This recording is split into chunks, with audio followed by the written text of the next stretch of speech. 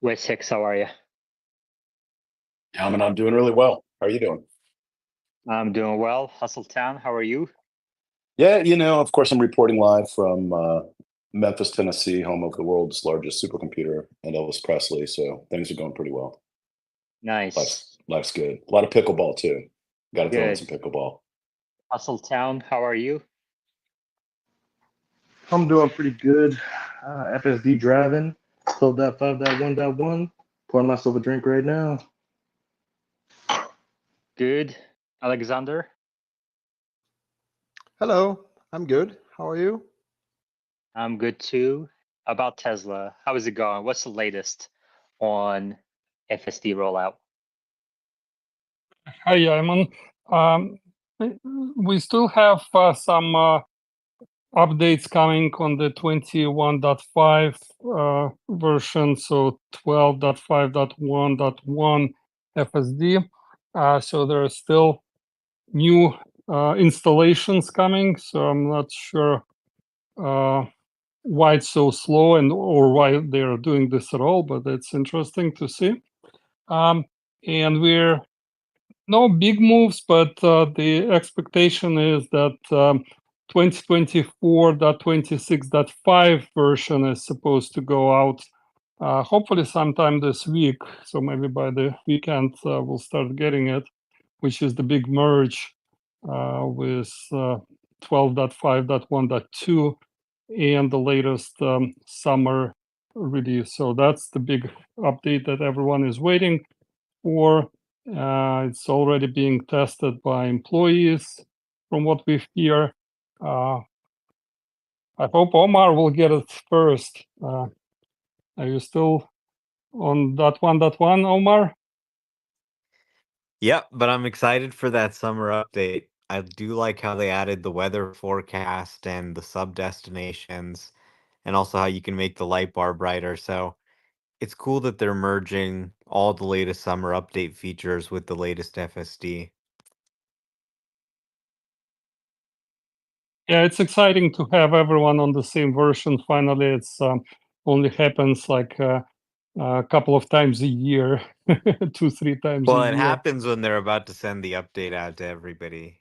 So I think that's what's about to happen because everyone will be able to qualify to get this update, and it's going to be a great moment. As I mean, words truly can't do it justice to explain how good this build is. And when Hardware 3 sees it running on their car, they'll be like, what the hell?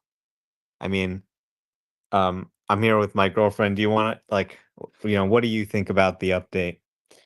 Well, it's a lot more confident, human-like, more natural. It's making really tight lane changes, which is cool to see.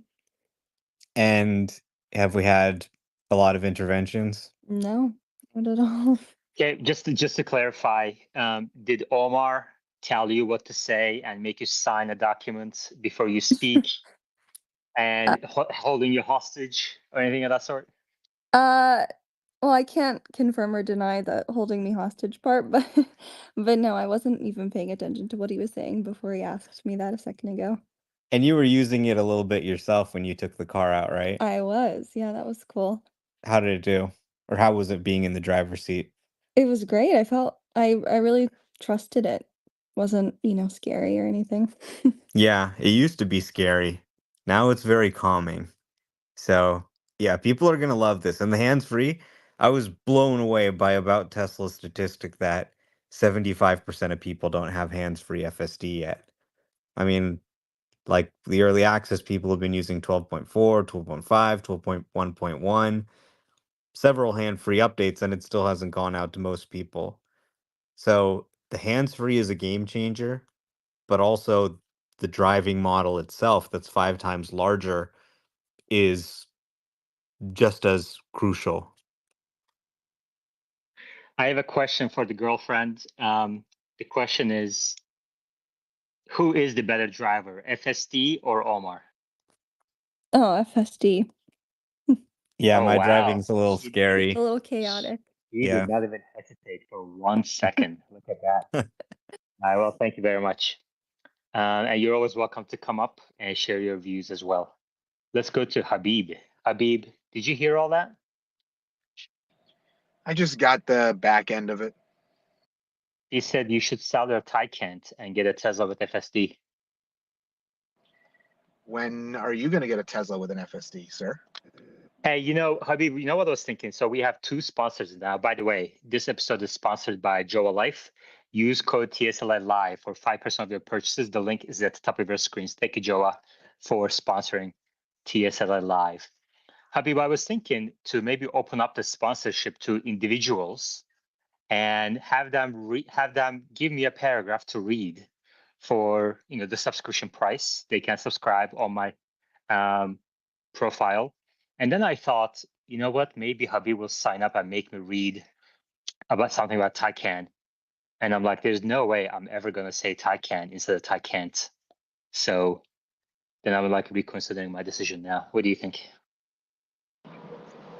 Yeah, I contemplated doing that just to make a mockery of you and the space and have some fun. But on a real note, I will just tell you I ordered a Joa Life mount last week using the code for my mom's Model Y, and that came in for a cell phone mount that goes behind the screen, and we set it up yesterday, and it was really cool. So thanks for that, and thanks for the little bit of a discount for it. Thank you very much. And Habib has been a great supporter of the space on Patreon here, tips, and now Joa Life as well. And we crossed a major milestone with Joa. We now have, I think, 10 people and $1,000 spent on Joa using the code TSLI Live. So that gets me $50 that I'm going to use to improve this space. So thank you very much, everybody. And Habib, can you use those products for your Taycan or just Tesla? I probably can use that cell phone mount for the Taycan, but I don't need to. Yeah.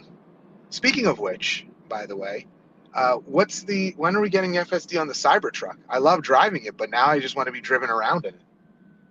Yeah, well, before we switch to that, let's go to Dallas and then Brandon. Hey, Yaman, how's it going? Well, how are you? Good, good.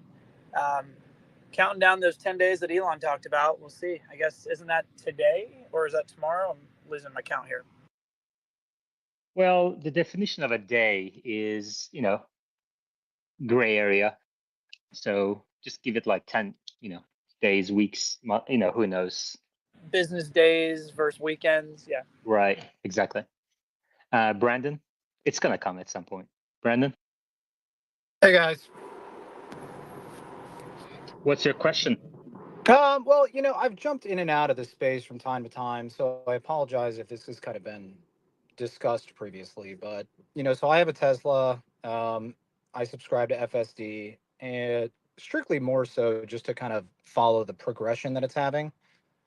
But for me to really get utility out of it, I mean, it's either kind of an all or nothing type situation where if I can truly be hands free, text, take calls, do work, whatever I got to do. To me, that's kind of the inflection point where you see tremendous value in the software. And I just wanted to, this is one guy's kind of anecdotal opinion on it, but at least for me, that's where you go from, in my opinion, like, at least for me personally, zero value to an incredible amount of value. Okay, great. Omar, would you like to answer Habib's question? When do you think we're going to get FSD on the Cybertruck? Yeah, I think it should be coming next week. And also, I think that 10 days from that tweet, which was on the 29th, would be Friday, not today. There you go. So maybe hopefully this weekend.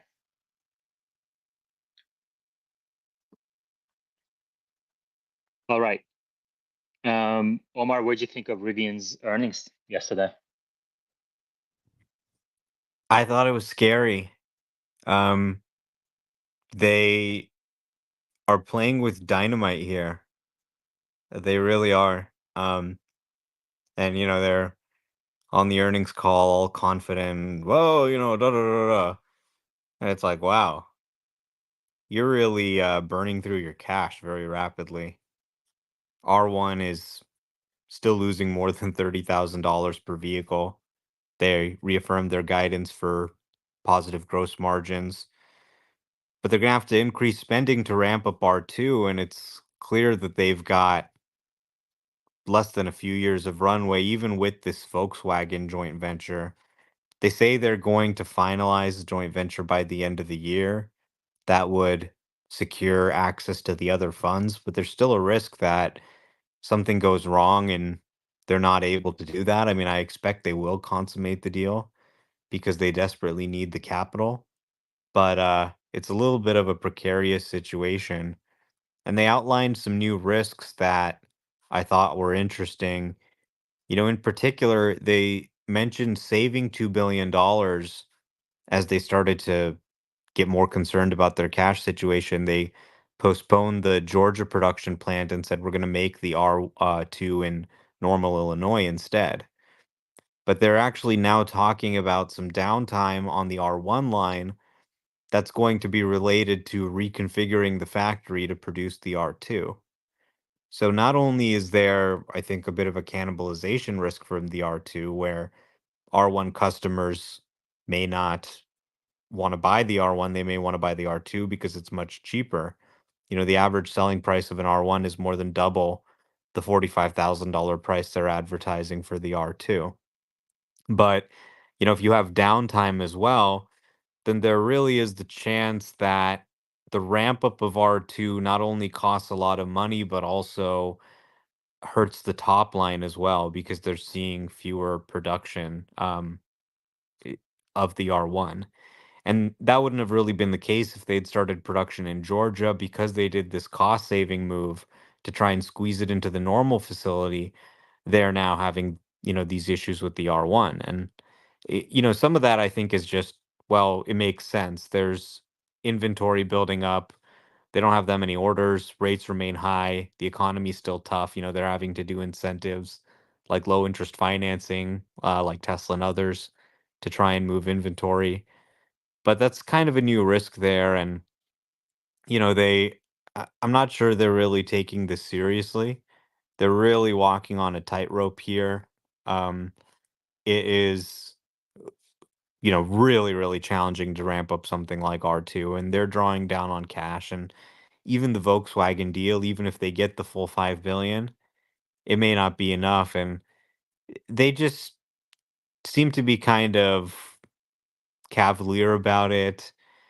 You had that one analyst on the call saying, well, if you removed stock-based comp and depreciation, then you'd be a little closer to positive gross margins.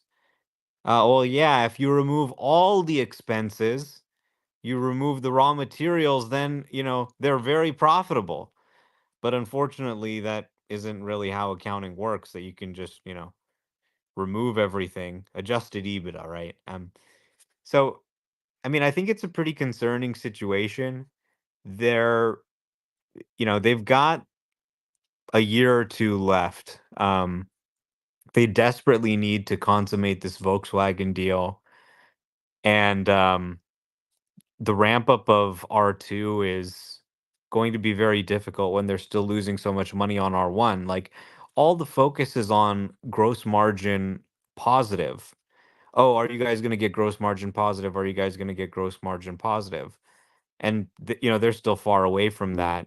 By Q4, they're supposed to do it. It's Q2, and they're losing $30,000 per vehicle. And they mentioned ASPs are declining. So let's be generous and say even that they'll achieve that. They'll get to neutral gross margins by the fourth quarter. They still have $1 billion in OpEx per quarter, right? And they've got less than $8 billion $8 billion in cash. So if that accelerates ramping up R2, they've got, 12 to 18 months left. And yeah, it's a troubling situation for the company, I think. And Yeah, and yeah, I pinned at the top a page from their investor relations presentation for Q2 shareholder letter, and you can see here the last 5 quarters financials for non-GAAP net loss So this includes management adjustments. You can see the adjusted net loss per share and free cash flow. So this bottom part is really what's really important for Rivian right now because they're at the risk of running out of cash in the coming quarters. And I thought that maybe in Q2, because they delivered so many more vehicles than what they produced, I thought that their free cash flow at least might get closer to positive. And that didn't even happen. So if you look at those last 5 quarters, there doesn't appear to be any improvement in the bottom line whatsoever, which is really surprising because you would think that all this talk in the last 2 years now about improving costs and everything, that would translate to some improvement, but that's not what we're seeing in the bottom line at all. If we have any Rivian customers, investors in the audience, they're welcome to come up and share their views, argue the other side. Maybe we're missing something. I don't know. I also invited RJ to come speak in Tesla Live if he wants to. He's going on quite a few interviews, and he's welcome to come up here and argue the case as well. We try to give a voice to everybody here. So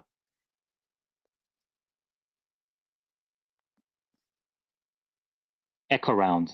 Sorry, Wessex, go ahead. Yeah, I remember them saying that they're going to, or their goal is to be gross margin positive by the fourth quarter. But did they ever say how they're going to do that? And then second question is, what batteries do they use primarily, and who supplies them?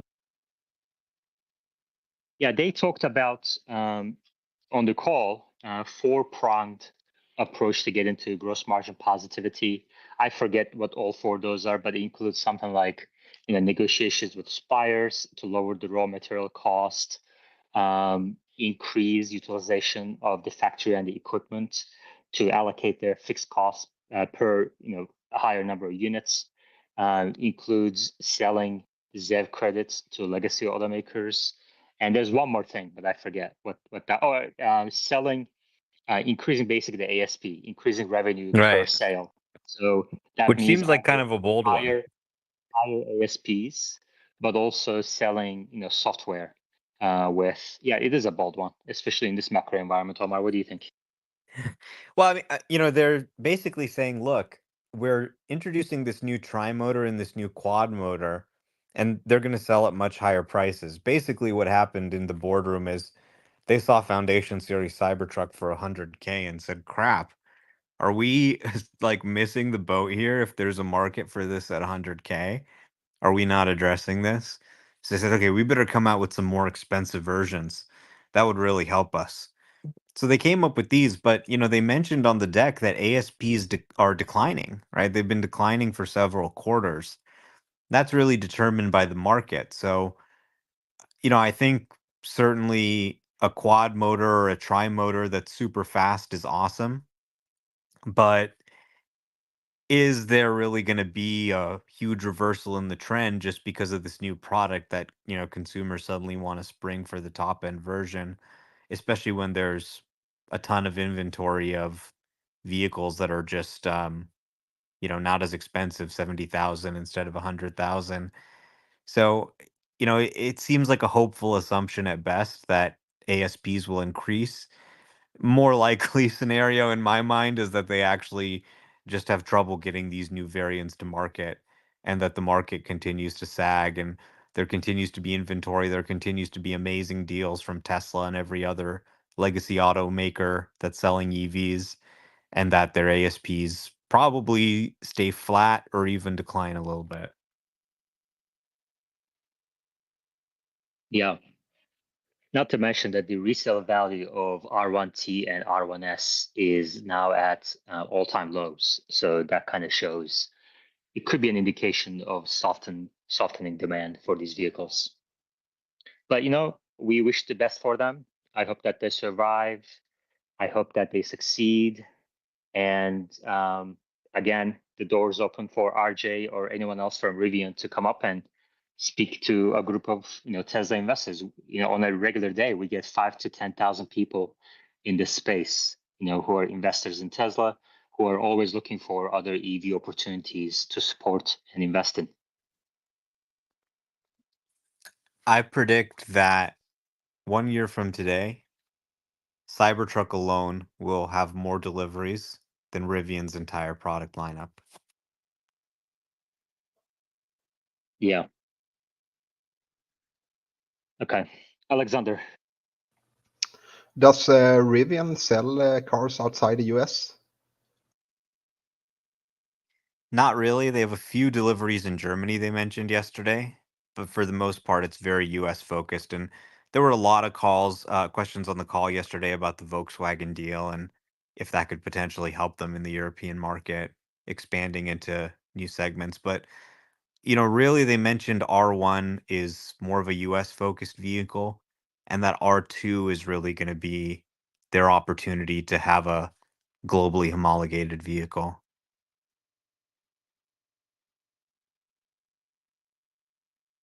I was listening to the earnings call yesterday, but I was also doing other things while in your space, Omar, last night. Did she mention, the CFO, did she mention something about Q3 deliveries being lower than Q2? Yeah, I think they mentioned that they were going to have to do some factory downtime time or something like that, and that they expected low deliveries to be lower sequentially than the second quarter. Yeah, that's really interesting. Yeah, that's like the opposite of what they need right now. They really need to increase the utilization of their factories. But Right. if the demand And is here's the not there, thing. They're taking it down, I think, for R2. R2 isn't starting production until 2026. Okay, it's 2024 right now. So they've got a long road ahead of them where they're just going to have to spend more and more to get this thing out the road. And they do not have discipline in their, they're opening this beautiful new lounge in Yosemite with, it looks great. I want to visit it. But they clearly don't have the discipline or realize what a precarious situation they're in.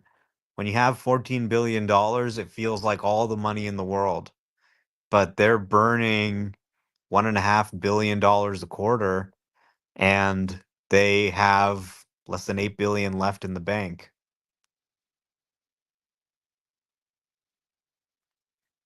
did you get any takeaways from the Rivian earnings results and call to Tesla at all? Anything that's applicable to our understanding of Tesla?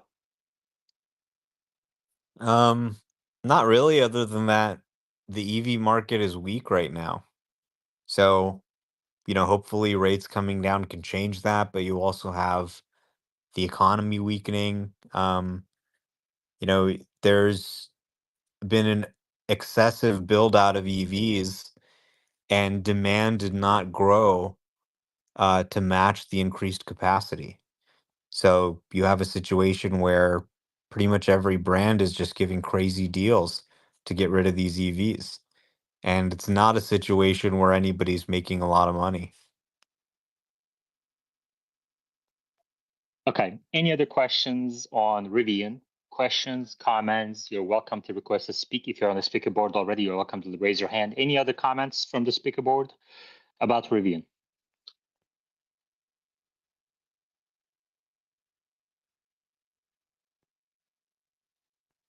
Okay.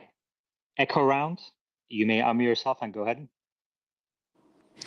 Yeah, I just wanted to talk about somewhat of an unfortunate topic, but I think something that needs to be talked about, which is the political risk of Tesla. Um, I think that today maybe Rivian's down because of their quarterly reports, but I think Tesla's down because the market is assessing the political risk. And as we can see, I mean, if you look at the poly market charts, it's almost aligns with how Okay. the So market. first-time speakers are limited to asking questions. And when you Got say it. something like Nasdaq is down because of political risk, that is pure speculation. You have no proof to support that. So that's why, until you kind of get used to how we run the space, please limit yourself to asking questions. So what is your question?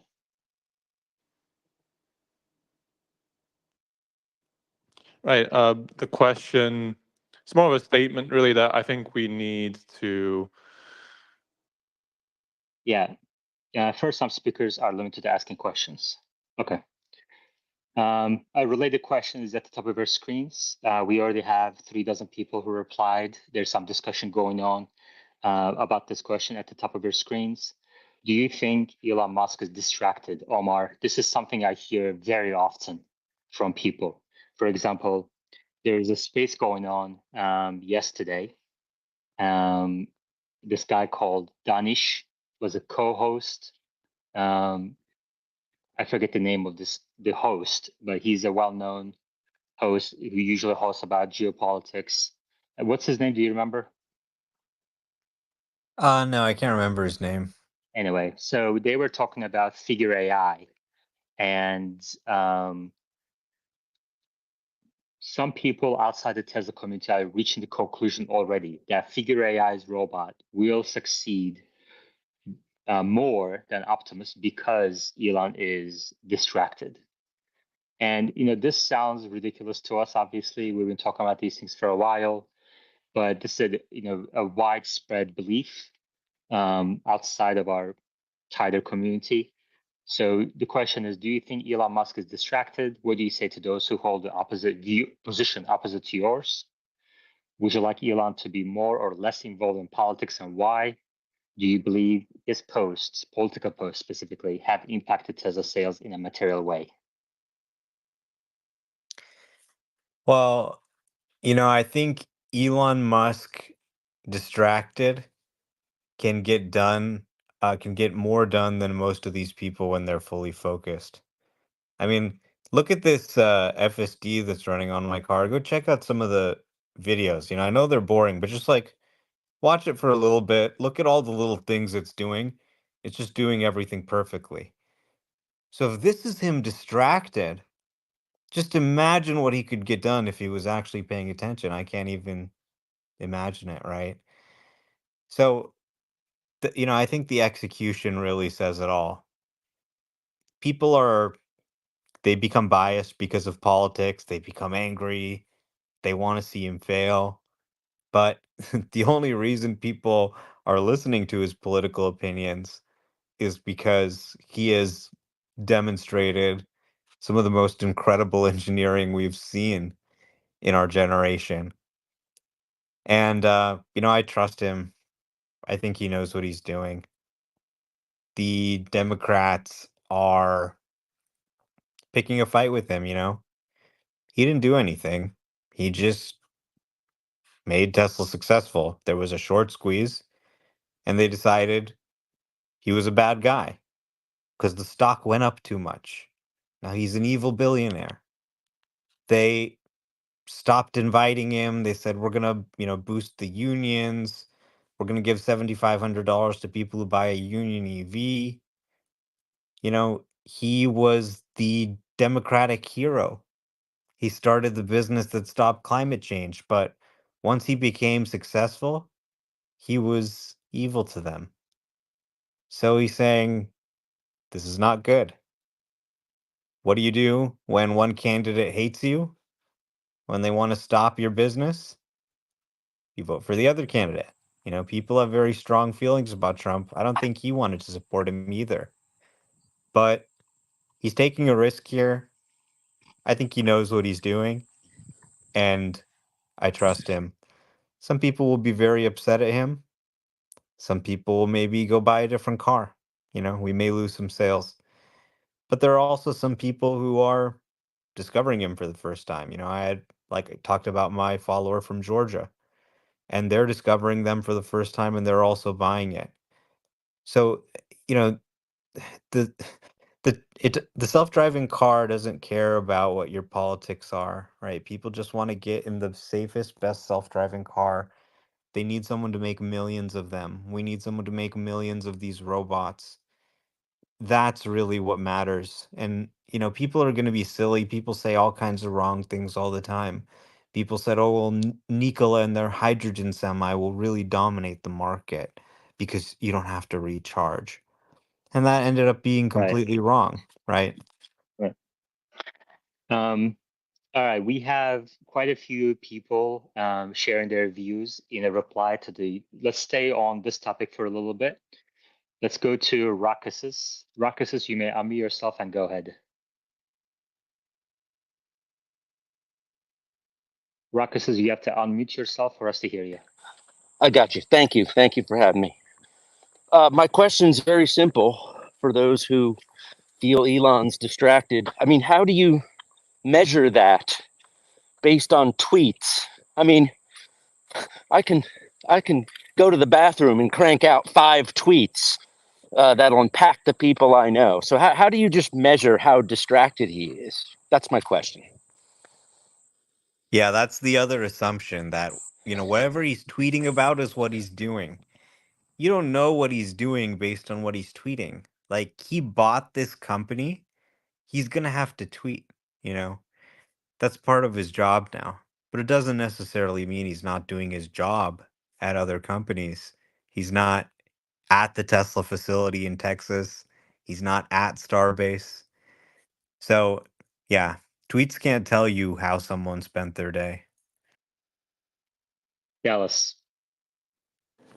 I would say, touching back on what you were just talking about with the politics side of Elon, I mean, if the product's good enough, people are willing to put their views aside, and they'll still complain, but they'll still use it. Look at Google, look at Facebook, companies that are pretty publicly known to support the left side of politics. And your 60-year-old boomer mom and dad who are got the Trump flag in the living room, they're on Facebook all day long. So I think if the product becomes irreplaceable and has a part of your day that you have to have, then people put politics aside. So that's my thoughts on that. Yeah, I think on average, you're probably correct. But at the same time, I think I agree with Larry Goldberg that there is a certain part of the population now in US and also in Europe that just feel this really intense hate, for lack of a better word, against Elon and against the brand. I mean, this is not like this is kind of undeniable at this point. The question really is, would those people have bought a Tesla in the first place? Or for how long they will feel this? Will they buy a Tesla in the future? Yeah, I mean, so those are up for debate, and also how many people feel this way. Those are up for debate, but I don't think it's up for debate at this point that there is a certain part of the population, and in the election year, it might be a growing part of the population that just choose to buy other cars. And I think he knows that, and I think he's okay with that. I think he's okay with that idea. I think he just feels that there's a bigger purpose to what he's doing, what he's saying around political posts.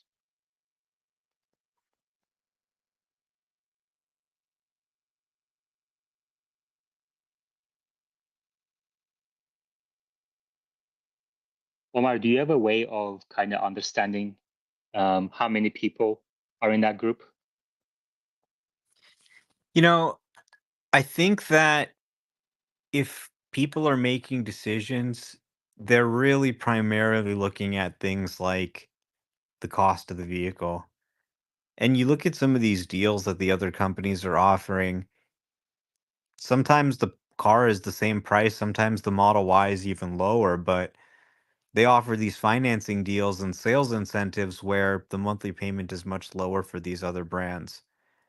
So, compared to how much it's discussed and how much it actually matters, I think these factors are actually much more important in being material to sales compared to political stuff, right?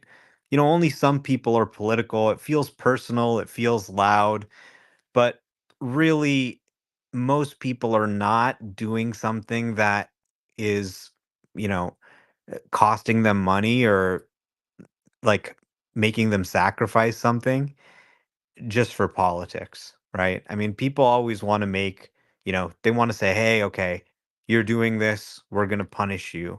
they want to make you afraid, right?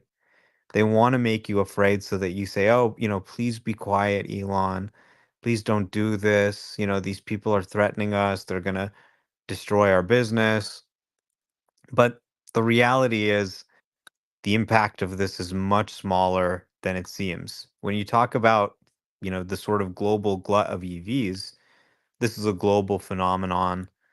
The US political thing is, maybe less than half their customer base that even cares about US politics. They're a global company. So it gets a lot more discussion than its materiality really is, because it is personal for people. You know, like these are people who are like, Elon, you're my hero, right? These political people, some of them, they said, oh my God, this guy's amazing. I would give this guy a kidney if he asked me for one. So, for him to then say, I'm voting for the other party, it's like their dad banged their girlfriend. That's like how it feels for them.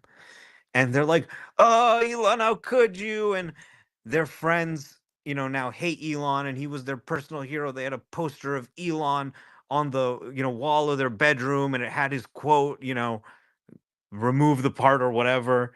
And they had to take that poster down because their friends laughed at them. So it's very personal, right? So everybody's talking about it. Oh my God.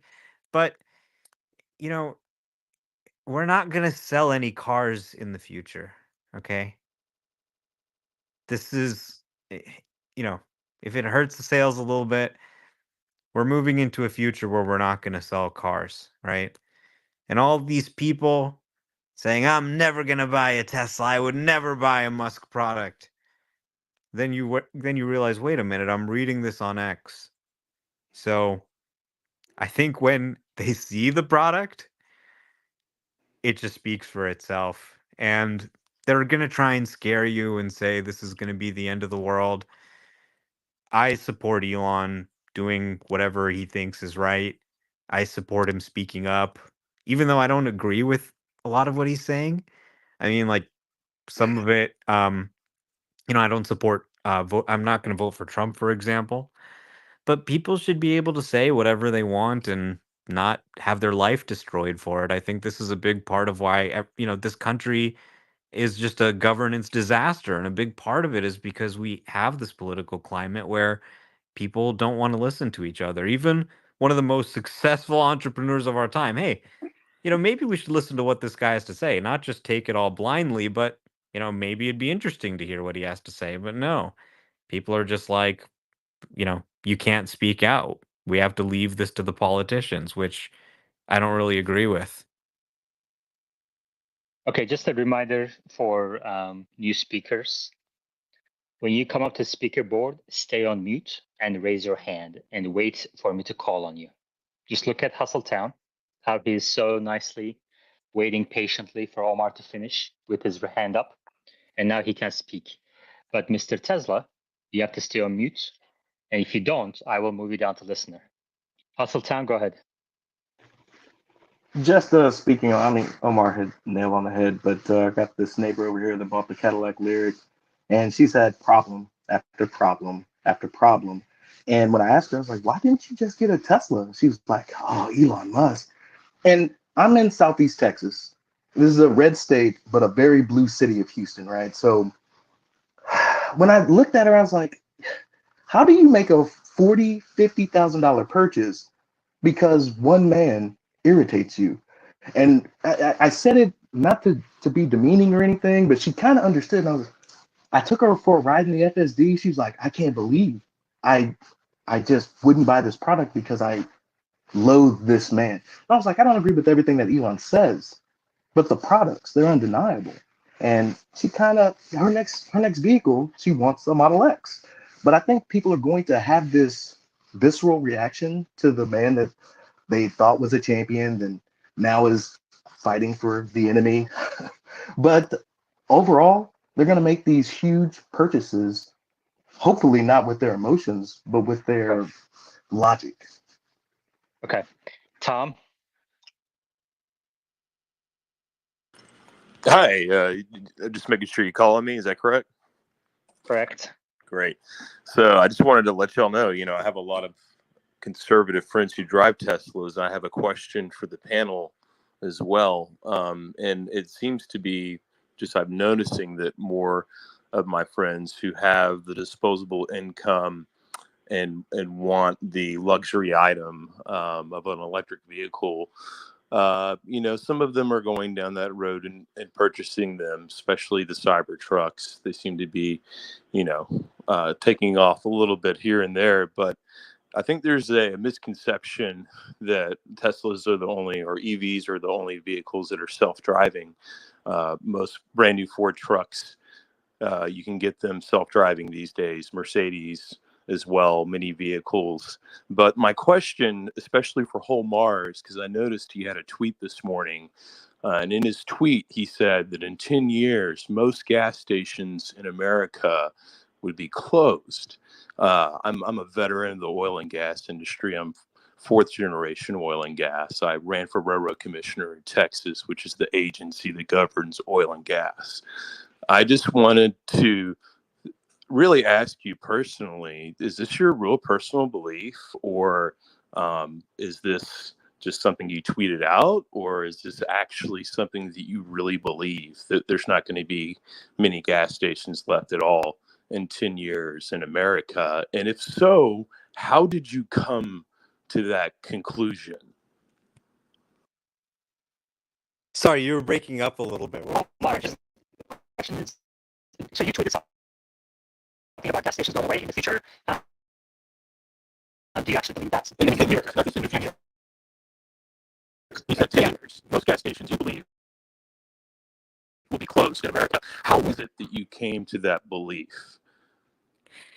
Well, obviously I'm just making a prediction. I could easily be wrong, right? But I'm just kind of thinking out into the future, right? So right now, gas. I think you were actually using that prediction as some kind of backup for an argument you were making, saying, yeah,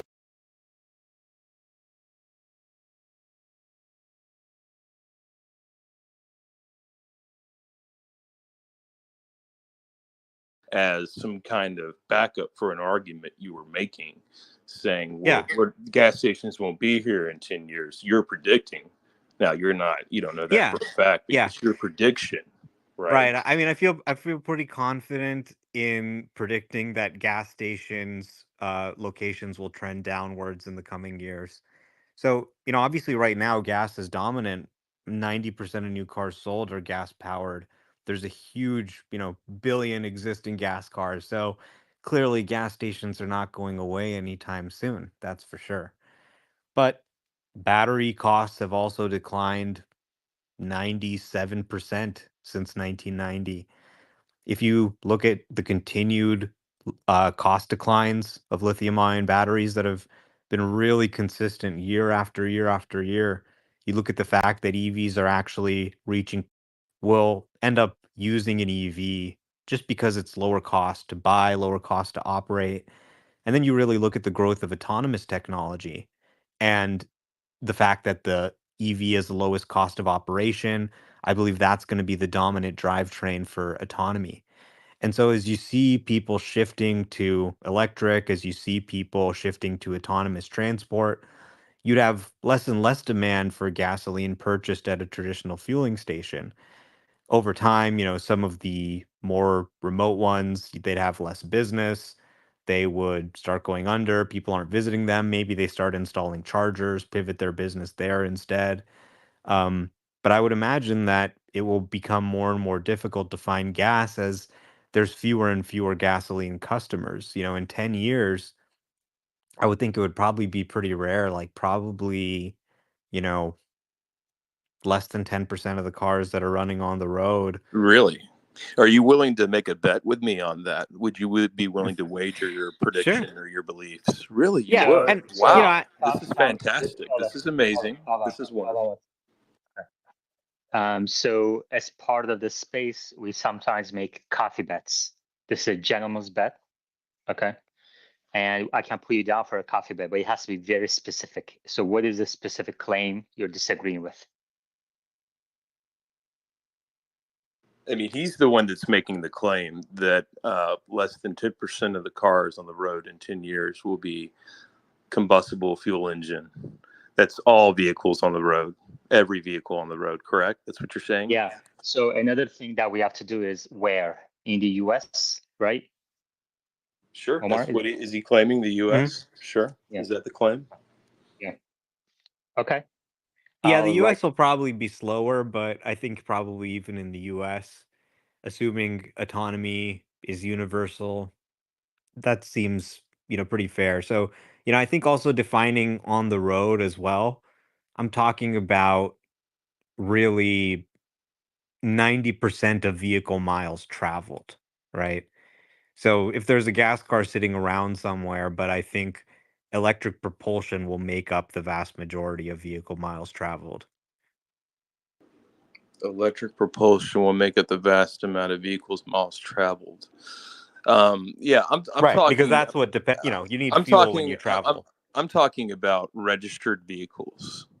Registered vehicles with a state where you have to be licensed and registered. That means it's a functioning vehicle. Someone owns it and is using it and is paying the tax to have it registered. Registered But vehicles I on mean, the if we're road. talking about like gas stations and the business of selling gas, it really just depends on if the vehicle's being used. So, there may be a gas car sitting in someone's garage or in a museum or something, but if it's not actually running, it's not actually having fuel in it, then the Would gas have to be station's not going to registered. have So, business. so the theory and follow me on this, logic here is that you wouldn't register a car in a state unless you were actually going to use it, right? And so you don't re-register all the cars sitting in your museum, especially in California, because California has decided to basically tax people on those vehicles with their laws, be what they may. I'm obviously not a Californian. I'm a Texan. We wouldn't do that. But you're making the claim that less than 10% of vehicles on the road in 10 years will be combustible engines. Now, I would like to do this one thing. I'll give you more than a day to think about this, and then we can come back to another Twitter space, and I'll invite my friend who is a Tesla owner and who's a big social media guy. You may or may not know him. His name is Nuance Bro. He enjoys making wagers, and he's a Tesla driver, like I just stated, right? So I'll give you some time to think about this, and then we can come back. I want you to do your research. I don't want you to come into this ill-informed, but I would like to make a No, friendly wager with you. the bet is made. Here is the bet at the top of your screens. Okay. We make these coffee bets regularly, so this is not the end of the world if somebody loses. We do these coffee bets to kind of keep track of claims so that we can learn from a post-mortem analysis after the fact. This is obviously a very long-term bet, so the bet is at the top of your screens. Usually we keep these bets to more shorter term so that we can actually track them later on, but the bet is ICE will comprise less than 10% of US fleet by 2035. Yes, Omar. No, Tom Slocum. Fair? Yeah. That's. I guess that's fair. And the total U.S. fleet, personal, commercial, the whole enchilada. And yeah, I would say, I mean, there's no way that'll happen. It's just not going to happen Yeah, in 10 years. Tom, But I will, and I'll I'll say tell one you. too. I'll Yeah. say one more thing too. This platform has been around for many years, and it will be around 10 years from now. And 10 years seems like a long time, especially to young people. But in 10 years, we can definitely come back here, and we can Yeah, have Tom. this conversation. So, by the way, people should go up and reply to that tweet at the top with their views, whose side they're taking. And I will tell you, Tom, I'm actually with Omar on this one. I think you're underestimating how fast autonomy will happen and how fast people will dump personal car ownership for robotaxis. Yeah, that's your belief. I understand that to be your belief, and I think I hold obviously clearly the opposite position. But I don't want to get into too much of my explaining right now. But I No, would please like. do. Please do. Well, And we I'd have like. waiting like to. to. I mean, I could make the argument for hours, but I don't want to take up all your time because I know you have hands raised. But I will tell you simply this: American culture and American industry relies on the combustible engine, especially diesel fuel. And there's no way you can change that in 10 years. But I'll let y'all, ponder that for a while, and then we can come up with the terms, perhaps, and the friendly wager here. Who knows? Maybe it'll be Okay. a cyber truck. Maybe you can, if I win, you get the cyber truck. If you win, you get a diesel truck, perhaps. No, it's a coffee bet. We only make friendly wagers here, only a coffee bet. And so I'm going to go to the hands for a second, but Tom, what car do you drive today? And you don't have to share any personal Oh, I have information no if you don't problem want to. sharing this. I drive a 2013 Ford F-250 6.7 liter Scorpion diesel engine vehicle. One of the best performing vehicles in the country. Very, very few minor defects, if any, from the factory, many of which you can fix yourself simply with a simple Google search and a YouTube video.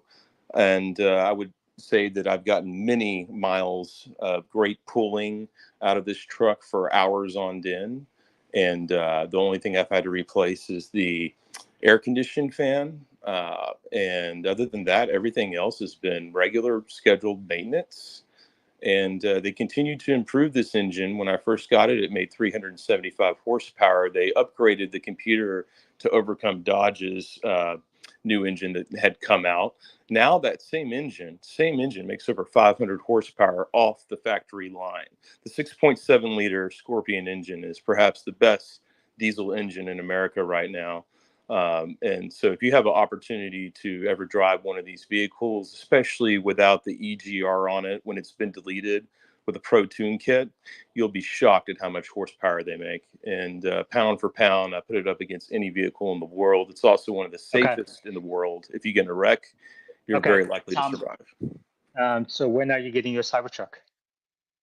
I won't be buying one of those. But if someone gave me one, I guess I could perhaps use it as a toy. But I will never be buying a Cybertruck. I'm more likely to buy a junk wrecked Cybertruck and drop a 6.7 liter Scorpion engine straight into it. That would be fun. Now we have a question from YouTube live chat for you, Tom. Did you watch the Tucker video recently? No, I have not. Is there a Tucker video on Tesla and Elon? Yeah. I'm not sure. Justin Strach, maybe he can elaborate on that question. Let's go to West 6, then Alexander, then Omar. Yeah, actually, Tucker Carlson just came out with a video 2 days ago that's received over 30 million views so far, reviewing the Tesla Cybertruck. I think, Tom, you may really enjoy it. I was going to make a different point. I think it's really difficult for people to imagine what the world looks like in 10 years. And, yes, the costs are declining for electric vehicles, which is a financial argument for why a lot of people will convert over, not to mention it's better vehicle all around. But I don't think people really understand the autonomy piece and what kind of impact that's going to have on the future. And and we're just literally within 12 to 24 months of the world changing in terms of transportation as a service. And the thought of even vehicle ownership in 5 years, 7 years, let alone 10 years, again, it's hard to understand, but I think we're going to be at a point where it's like, why would I own a vehicle? Like, what's the point of owning a vehicle? Why? Because within seconds, I can have one arrive in my driveway, brand new, perfectly clean. We probably won't have Cybertrucks in 10 years, but we'll have some kind of offspring, from Cybertrucks. But I think that's the piece that's hard to fathom. And a question I have for Tom, Tom, I think you said that Ford and Mercedes can drive themselves now. And I'm not trying to box you in, but I'm a conservative on the conservative side. I have conversations like this with my friends. Most of my friends don't understand the autonomy piece at all. They don't understand what it takes to drive or full self-driving or autonomous driving. But I was curious, do you feel that they do drive themselves now, or are you familiar with what Ford and Mercedes can do compared to Tesla in this area? Yeah, yeah. Look, Tesla's more like a complete robot for people that, just want to forget about driving altogether and turn the keys over to someone else. And I don't think that's the safest thing in the world. I think moving to that too fast is very dangerous. We saw a Cybertruck explode and wreck, and everyone killed in it here just in Harris County a few days ago. No one knows what happened. And so the ability to have it more like a cruise control is actually a safety feature, I believe, for you to keep you alive. And this is something that people should be concerned about in autonomous driving. We've also seen cases of vehicles that are autonomous drive or autonomous technology in other countries where people have just been flat out killed. So I wouldn't turn over the keys to a robot. I'm not ready for that yet. I don't think society is ready for it.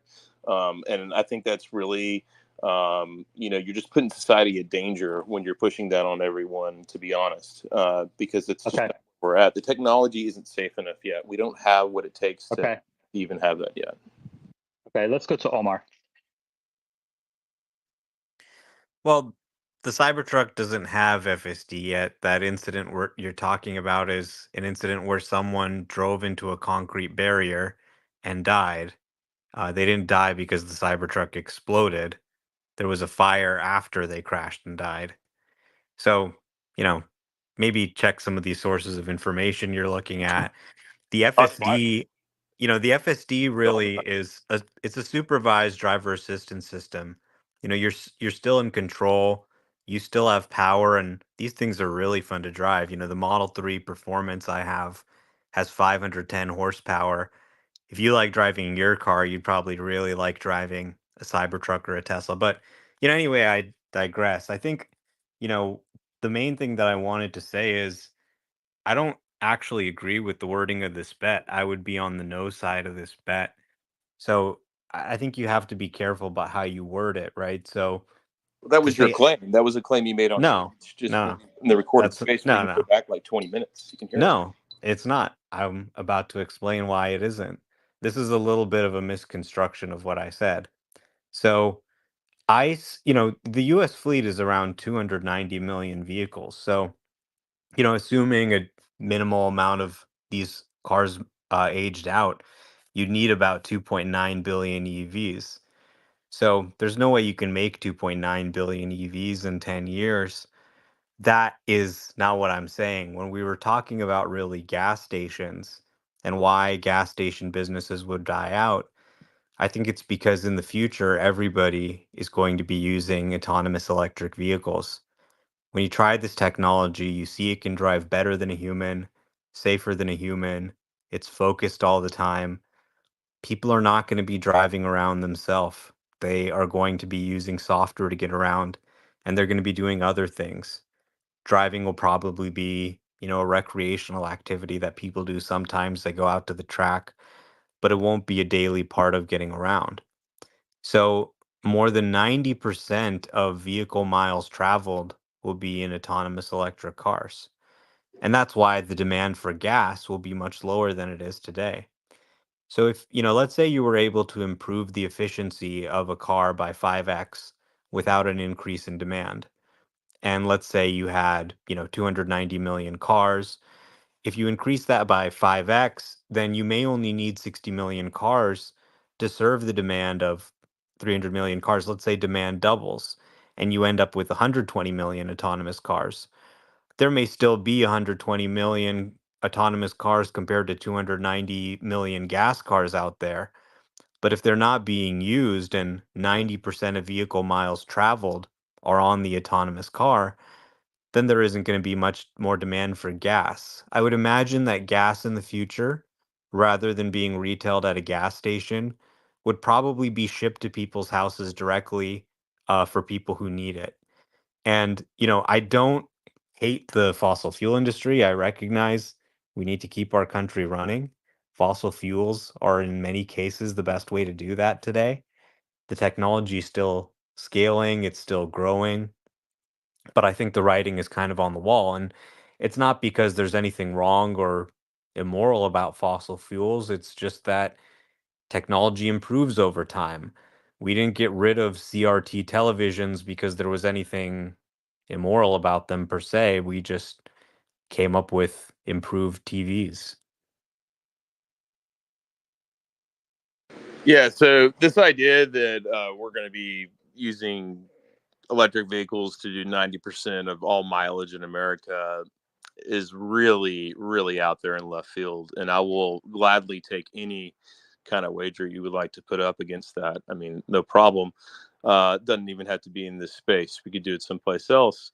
But I would like to invite you to a space with me to discuss this further, and Nuance Bro and other conservatives. And if you'd like to bring your lefty friends or whoever, and we can discuss this further. I think it's important to have a dynamic between these two different groups of people, and oftentimes we sit in our own echo chambers. So it would be great to be able to have a conversation between the two different parties, and maybe have some Tesla owners there on the right side to help facilitate it, and maybe have some gas vehicle owners on the left side there to help to facilitate it and bring in more diverse thoughts to the conversation. I'm up for that if y'all would ever like to do that.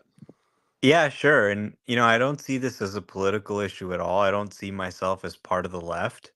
I see this as purely an economic issue that I'm seeing play out. Yeah, right now you could call it that, and I would, make a strong argument that the poorest people in society that are struggling to drive vehicles right now, that live in apartment complexes here in Houston and Harris County, where I live, the apartment complexes are falling apart. They're not going to be able to install chargers for these people to drive in a city where you must drive. In Harris County, the third largest county in America, where you must drive. And so my perspective is much different living here in Texas amongst widespread open spaces like Harris County, Dallas, even Austin and San Antonio, where this technology is far from catching on, especially for all echelons of society. This is still a luxury item here amongst people, and I think it will remain that way. And Texas is huge. The market here is massive. And so, there's just so many things that go along with this perspective that you've got to understand, and you can put this into the conversation, but you got to broaden your perspective if you want to really come to terms with what reality is going to be like in the next 10 to 20 years. Okay, Wessex. Yeah, and well, I was just trying to understand from Tom's view. Tom, earlier you said that Mercedes and Ford, they can have self-driving. I'm a conservative, like I said, and when I talk to my conservative friends, they really don't understand this stuff. And if they did, I think they would change their mind. You know what I mean? Like, you're in a room right now with experts in AI to a varying degree and autonomous driving. And I was just trying to get a sense of what because you're very confident that this isn't going to change. But my guess is, if you knew a lot about it, and maybe you do, and I'm sorry if I'm not trying to come at you, but my guess is if you did understand this stuff to a high degree, you probably would have a different view. So that's why I was trying to understand your understanding of Ford and Mercedes. You said they were self-driving, and Okay. Yeah, well, look, they have technology that. Sorry, Tom, I have to mute you because everybody's welcome to express their views, but you have to stick with the rules of the space, which is to stay on mute and raise your hand and wait for me to call on you. We have other hands we have to get to. And please keep your points and questions short. Alexander?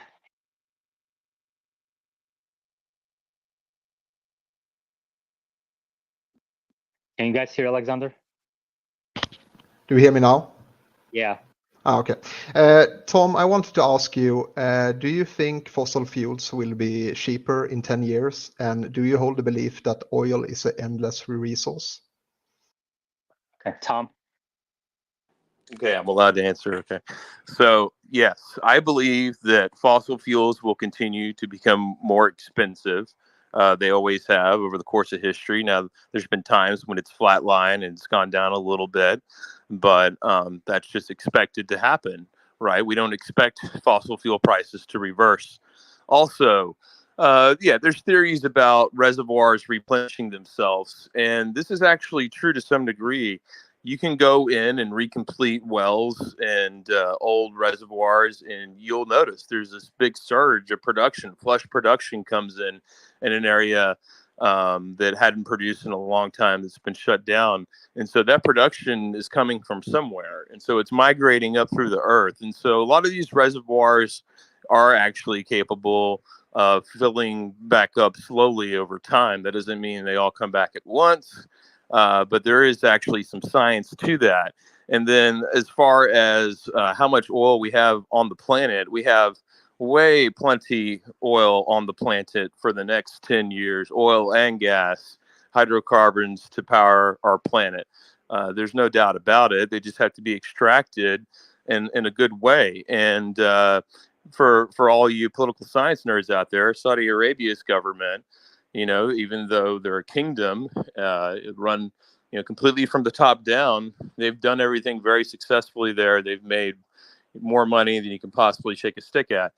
Venezuela, very oil-rich country, top-down leadership, but in a different way, slightly different way, right? And look at the status of their country. And so there's lots of oil-rich countries out there, even off the coast of Africa, where there's no drilling, but there's plenty of hydrocarbons in the earth. So just leave you with that. And what's your experience with AI, machine learning, autonomous driving technology? Tom? A question for me: what's my experience with AI and machine learning? No, I don't have any experience with AI and machine learning. I know that's a brand new industry that's come out of nowhere. And I can say that it's going to have to be regulated to some degree because there's so many AI fakes out there that are going to play into disinformation, which the media is already an expert at. So, yeah, there are concerns about AI and this developing industry around it. But I'm sure we'll come up with good uses for it, and there's the thing: AI and robots can't replace everyone. And a robot's not going to be able to come to your house and fix your appliance.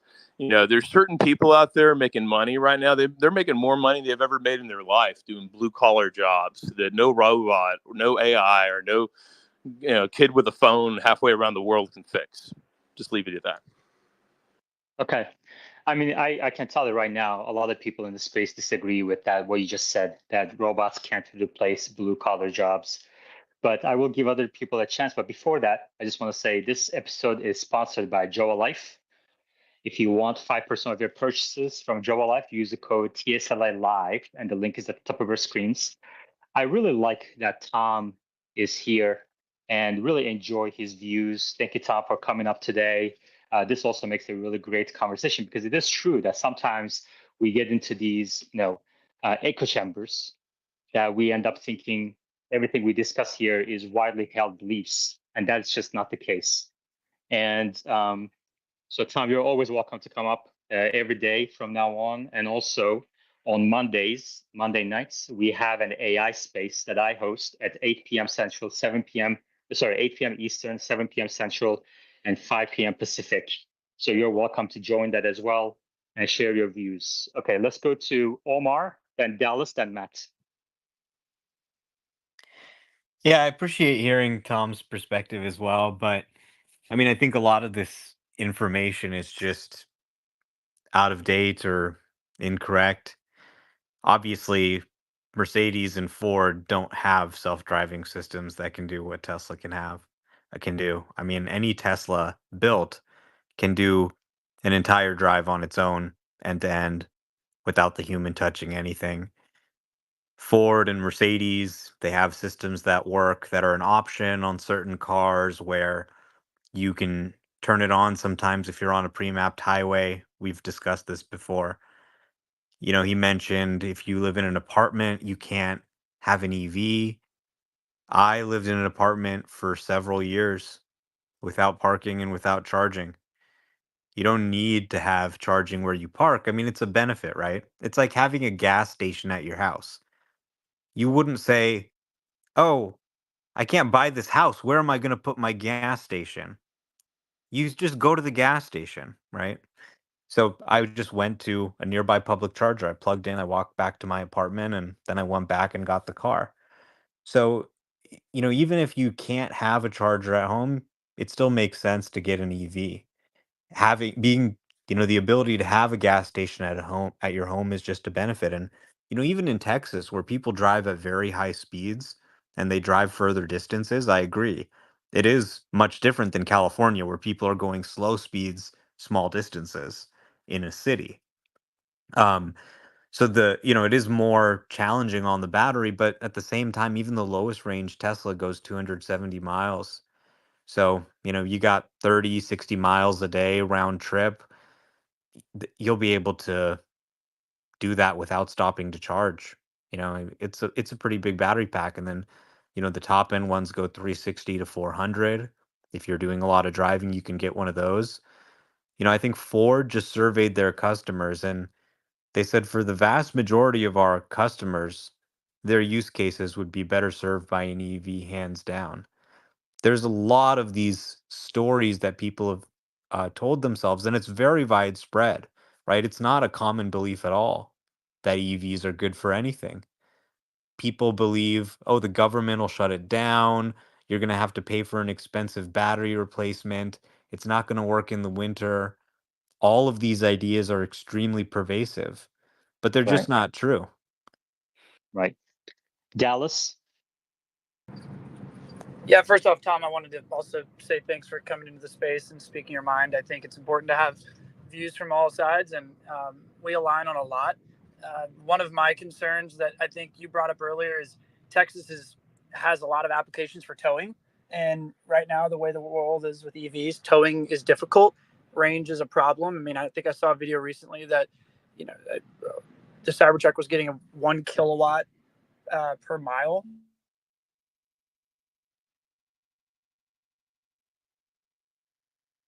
Sean, is that your biggest concern? Is it utilization of the vehicles for range under high stress where Texas is hot? You got to run the AC, you're towing a trailer. Is that your concern?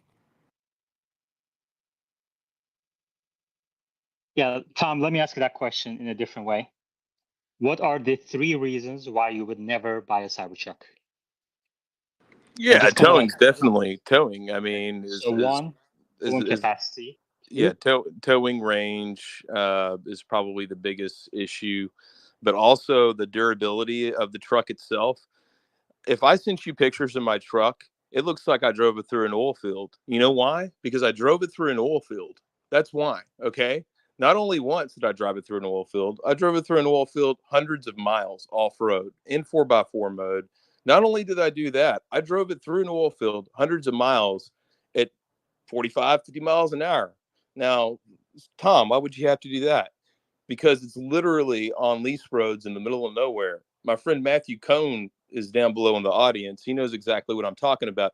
He rebuilds heads on nat gas generators all day long. He runs a nat gas power business. They make power on location. He has to go pull those heads. He puts so many hours on those heads on location. His whole business is rebuilding power heads, basically, and getting them back on location, get the thing turned back on so we can burn more fuel right there on location. We burn an incredible amount of fuel, and we're going to continue doing that. And the Cybertruck would never put up to that abuse. I put that F-250 in my driveway through hell and back all the time, and Matt knows it. And if I sent you pictures of it, you'd be like, "Holy shit, Tom, you tear trucks up." Well, that's part of working. We got the point. We have 45 minutes left, so I want to kind of give a chance to everybody. So 1, towing range, towing capacity, durability. Do you have another one? Durability, not only durability on your power, but durability on the entire powertrain, the whole 9 yards, just everything about it. Durability all the way around. How it's going to last up to years of abuse. I got 215,000 miles on mine right now, and it's just getting broken, guys. Okay, we have your friend up on the speaker board now. Matthew Cohn, go ahead. Hey guys, a great space. I've been listening to y'all space for a while now, and I really enjoy it. And I appreciate y'all having Tom up here. I must say that I'm a big fan of Tesla. I'm a big fan of X. I'm a big fan of FSD. I live in Houston. I'm coming live to y'all on the oil field right now in the Eagle Shale, which is in South Texas, driving lease roads. So if it's a little bumpy, just the nature of the business. in my life, I really like the idea of a Tesla takes me from Houston to my job on FSD. That way I can work the phone and call people and work emails while I'm going back and forth. I realize there's some safety issues involved with that, but I see Omar's videos and I see how well that the technology is. Like, I really enjoy that. Um, and then, in the real world application, I would love to demo a Tesla truck in the Eagle Ford and drive around these lease roads and check on units to see how it would hold up down here.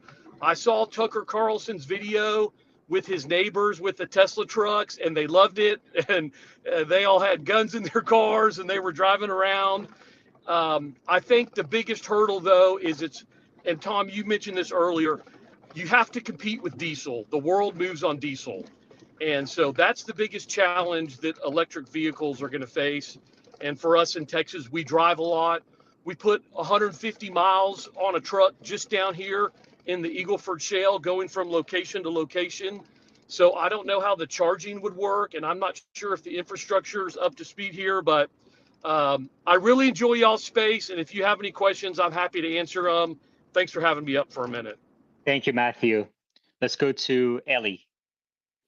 Hey, thanks, Tom. Don't take it the wrong way. I do have a lot of respect to everything you said. But what makes you, if I may, what makes you come to this space, and what do you find interesting? Like, what do you find here? Oh, well, look, I'm a huge fan of Elon for many reasons. I think that he did our government a big service with SpaceX. Guys, you know how much money NASA was blowing? At the end of the day, he does things more efficiently. And so he thinks like an engineer. And I work with engineers in oil and gas, and we like to do things efficiently. And so, bottom line, that's really why I'm a fan of him. But also, he's got common sense, Elon Musk. I believe he does. And, he's going to do his best at the end of the day to deliver products for people at reasonable rates, and he's going to have his market, but he's got great customers already. The U.S. government, he saved us lots of money. Elon is going to end up bailing us out in space pretty soon. I mean, so there's so many things about Elon, the good things he's doing. The best thing he did buying X, oh my gosh, I mean, this just saving the First Amendment. The man single-handedly saved the First Amendment in America, single-handedly built a replacement for NASA that was more efficient and that's bailing us. How could you not be a fan of this guy? I mean, it's just, you'd have to be, a moron or, just complete idiot to not recognize what he's accomplished. So, that's part of it. Now, I've always enjoyed talking with people on the other side of the aisle. I did that on Clubhouse before it became dead and useless. And, I'm happy to do it here. And I enjoy listening to other people's perspective that aren't mine. I enjoy getting out of the echo chamber. So yeah, I thank you for having me, and thanks for bringing Matt up. Good. Yeah, appreciate it. Good. I think Tom the mentioned. 4 of us should meet up in Texas when I get FSD on the Cybertruck. I'll come drive it out, and let's go take it to some of these oil Yeah. sites and put it through the test. Dude, I'm in, Omar. Let's go. I'm in. That's awesome. All right, good. Tom mentioned that he used to interact with others on the other side on Clubhouse, which became useless because it wasn't financially sustainable. And if you'd like this space to be financially sustainable, subscribe, follow, post, repost, reply, subscribe on YouTube, become a patron. In all of those ways, you can make sure Tom gets a chance to come up in a space of bulls mostly and share his views freely and feel welcome. All right, let's go to Matt. So I got a comment first, guys, and then a question for Tom. But so Tom, I live up in DFW area, so I live in an area that we have to drive a lot. And I'll tell you right now that in this area, especially where I live, probably about 30% of the cars now are Teslas. My wife, for instance, is a financial advisor. She has to travel back and forth between Dallas and Fort Worth. She puts on hundreds of miles a day on her Tesla. She had the same reservations as you, and many years ago, and she's bought into the change and see what the difference is. Now, obviously, it's a different industry than yours. But my question to you, Tom, is that you mentioned earlier about the cost of energy, right? What do you think consumers do, like in the long run, if they know that the cost of fossil fuels are going to keep going up, but the cost of renewable energy will keep plummeting, and the cheaper Oh, that gets? oh, What that's wrong. I'm sorry. So the cost of electricity is exponentially going out of control. California and New York, where all these policies exist, where they try to tax vehicles into the ground, the price of electricity has shot up and it will continue to go up. The reason is because they're making asinine decisions like let's close a nuclear reactor and then basically have to come to the reality, oh no, wait, we can't do that. Half of California won't have power and they have to leave the reactor on. I mean, this is the type of mindset that puts you in a position to drive electricity prices up so high that no one would want to live there and pay for that except for people that totally buy into it lock, stock, and barrel, right? And you're just not going to have buy-in from 100% of the community ever on anything. And so California thinks otherwise. They're having the grand experiment, like they always do with many things. Just like Oregon's done, I believe, Portland with drugs, or Seattle, or wherever it was, and they grand experiment. Let them experiment away, and they're going to see what happens. The price of electricity is going to go up. Even in Texas, it's gone up, and we do everything we can to keep it down until our government moves over to nuclear energy in a big way to replace a lot of the nuclear that's coming offline in the future. You don't realize how many kilowatts are coming offline. It'll blow your mind how much kilowatts the EPA has taken off because they want you to have a water cooled power plant, natural gas power plant versus an air cooled natural gas power plant. Oh wait, you don't have any water around you. I guess you're going out of business and there'll be no power. And so the federal government does this all the time through agencies, and this behavior has to come to an end if you expect to have your dream fulfilled, which is cheaper electricity. And because I know the federal government and I know how hard this battle is, and I know their urge to keep electricity prices high, I know that that's probably a losing battle, but I'm here to fight it because I'm here for energy freedom. And that's the reason I will always fight for cheap electricity in Texas, because that should be the reality. That should be what we should be getting, but we're just simply not. And so that's going to make electric vehicles much harder to own depending on where you're geographically located. So if you're located next to extremely cheap energy, well, then you're going to be great. But if you're located where the price of electricity is 40 cents, 50 cents, oh my gosh, I mean, you're going to be paying out the nose, my friend. And that's not economical. That's not beneficial to anyone. Okay, Matt. So my counter argument to this is the price of electricity going up because of fossil fuel expenses going up, or is renewable energy actually getting cheaper? A lot of analysis and different reports have suggested that renewable energy will continuously get cheaper and cheaper and cheaper, almost to the point where it's free in the future. So I think what I'm kind of pushing back on you is that you're talking more about regulation and what government's doing, the things that the bureaucracy and red tape they're putting over it, versus as more people become independent in energy, like such as people that have solar and things like that, that actually decentralizes that. So you're going to see a lot more energy storage, a lot more decentralization. How's that factor into it? Meaning, is fossil fuels going to be more expensive, right, in terms of the upward incline, or is renewable energy going to continue to rise at the same rate? Well, you're producing. You want everyone to start using electricity. That electricity has to come from somewhere. You cannot build solar panels and wind farms fast enough. Not to mention, there's all these terrible things about them that I won't go into that are just as bad for the environment. But you can't build them fast enough because we have so much of a demand increase. We have a supply problem at the end of the day, and our government is taking away our supply. Okay, that's what you have to realize. And the demand is exponential, way exponential, especially with the amount of people we have here in America, millions of people showing up. They're going to use electricity, folks. They don't live in caves, okay? They consume electricity. I got a, big shocker for you here.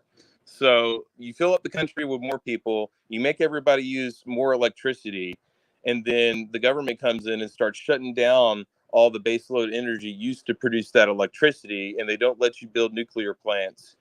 they don't let you do all this stuff. Well, why? Well, they wanted the price of electricity to be high so they could try to make these solar and wind projects profitable. Number one, that was the main reason. And if they could drive up the price of electricity, then these projects make sense. If the price of electricity isn't, retarded high, then they're not going to be able to pay these projects off ever. That's one reason. And also to fit the regulations, the cost of regulations, building a farm for solar or wind in California or Hawaii versus the cost of it building in Texas. We basically don't have any regulations here. So you can throw it up Okay. cheap. That's the reason the Chinese are buying all the land. And so, I mean, look, we can talk about this at length, but there's just not enough supply to meet Okay. demand. Dave Mack. Hey, thanks. So I just want to share a quick story I think is very relevant to this discussion. Just happened the other day, and it's so common. My neighbor, I moved from Virginia down to Alabama. My neighbor, very conservative. I had an order from Tesla dropped off. He picked up. And so when I went to pick one over to his house, he asked me about my Tesla, which we'd never talked about before. And he started off with a very common thing. Like, so how do you like it? Oh, yeah, well, I could never get one. The battery technology is not there. And I mentioned the Cybertruck video destruction video, the stress test video on YouTube from Whistling Diesel the other day. He's like, oh, I'll watch that, but I mean, and the Cybertruck is ugly, like horrible. I would never own any of that. But then he started asking me questions, and I ended up talking to him for about 30, 45 minutes. And by the end of the conversation, he was ready to buy a Cybertruck for his business. And I thought he was just joking. I actually took the next day, saw the Tucker Carlson Cybertruck video, sent that to him. And I talked to him the next day. He's just joking. I actually took the next day, saw the Tucker Carlson Cybertruck video, sent that to him. And I talked to him the next day. He's like, yeah, I called the Tesla advisor. They told me I couldn't get a Cybertruck this year, so I think I'm going to get an X. And then he went for a drive in my new 2024 Model 3 that I got this week, and he was blown away. And his wife was, once that information gets out there, plus the self-driving, it's going to be amazing. Okay. No clue. Hey, Tom, I'm just curious on your opinion on the different countries' goals to decrease greenhouse gases and their carbon footprint and kind of how that affects your long-term view. Just a very short example, like the European Union is aiming to reduce greenhouse gases by 55% by 2030, the United States at 50 to 52%, the UK is at 68%, and the list goes on, of course, but I'm just wondering, you're kind of fighting against technology and advancements in my view, but also the pressure of, governments and all that. So just curious what you think. Thanks.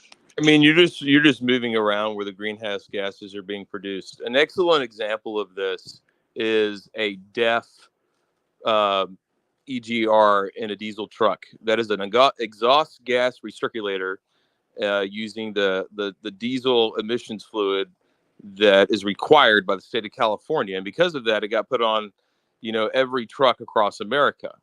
Well, guess what? Have you ever seen a 6.7 liter go through the regen process? It's called regeneration. And it has to be done so many thousands of miles. And it doesn't matter where your truck is parked. And so, if you're lucky, it'll regen when you're out on location someplace where you're drilling a well. Because when it regens, you should Google this. It blows black exhaust like you wouldn't believe, bro. You think the truck's going to catch on fire, okay? And it races the RPMs up. It has to be parked to do this. And the computer kicks in and does it.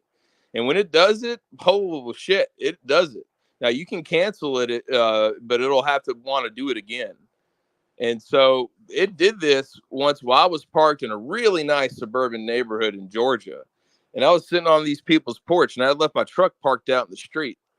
And I was talking to them, and we were having a glass of whiskey. And, and the truck was out there, and it was hot as hell. So I had the air conditioner running. And this son of a bitch started regening right there and blew black smoke all over the place. And so the point of the story is that all this crap is for nothing. You're still getting the emissions. And if you build the solar panels in China, the emissions are coming out in China. If you build the wind farm crap in China, all the power cables, all the energy it takes to do this, you're seeing the emissions somewhere. You're just not going to see them perhaps on your street coming out of that electric vehicle, but it takes emissions to get the batteries made. Long story short, it takes emissions to build the whole vehicle. You're just not seeing it. Okay. Let's go to Alexander. Yeah.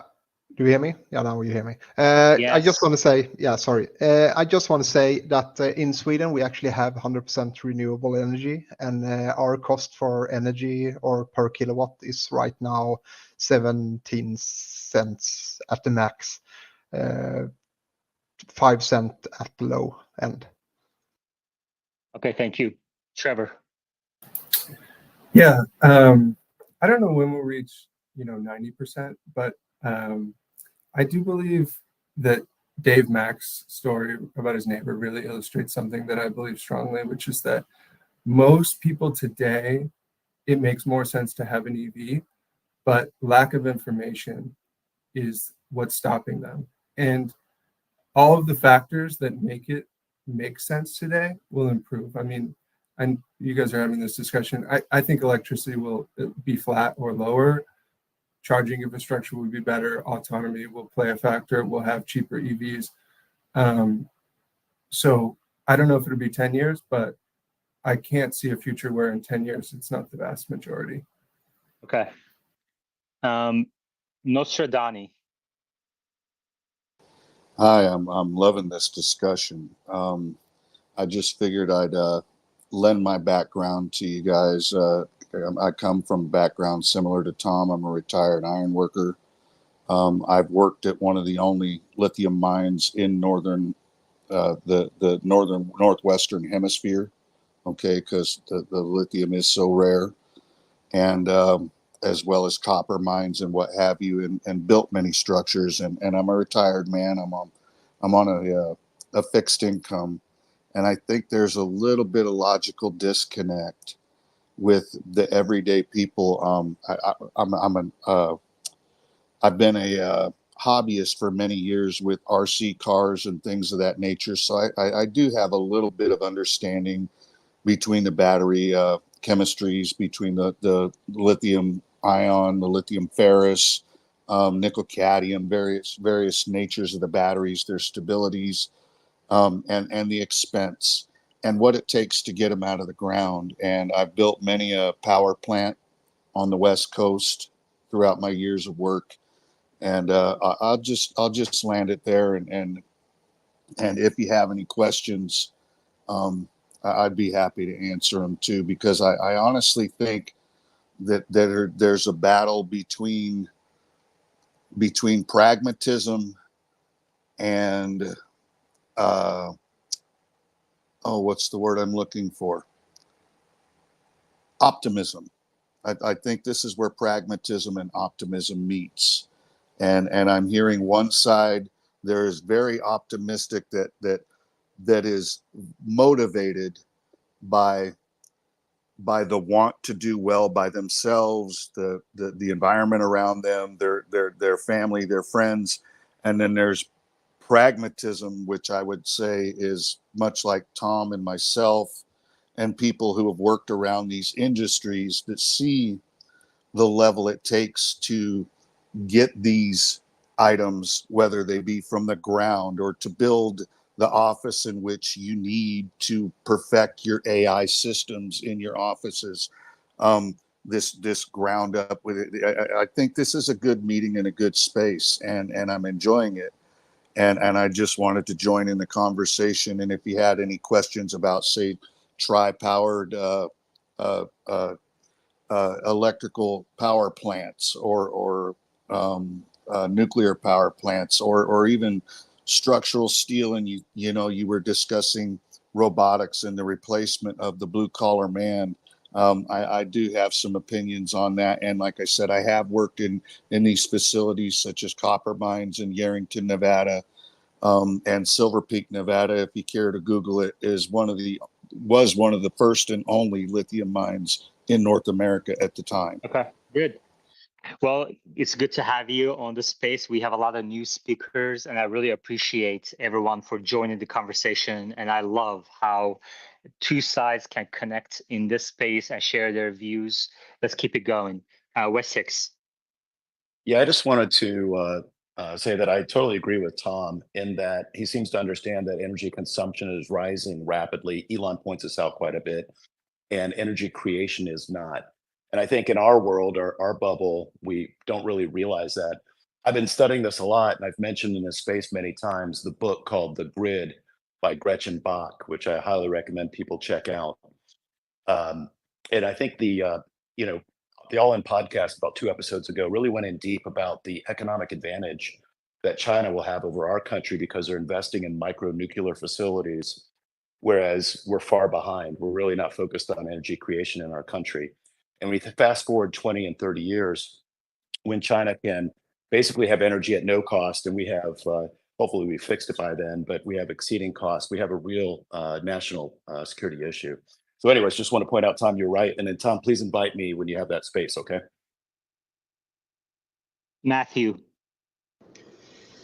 Yeah, I'm going to piggyback on his point. I think what a lot of people don't understand in Texas, we have wind farms, we have solar farms, we have oil and gas.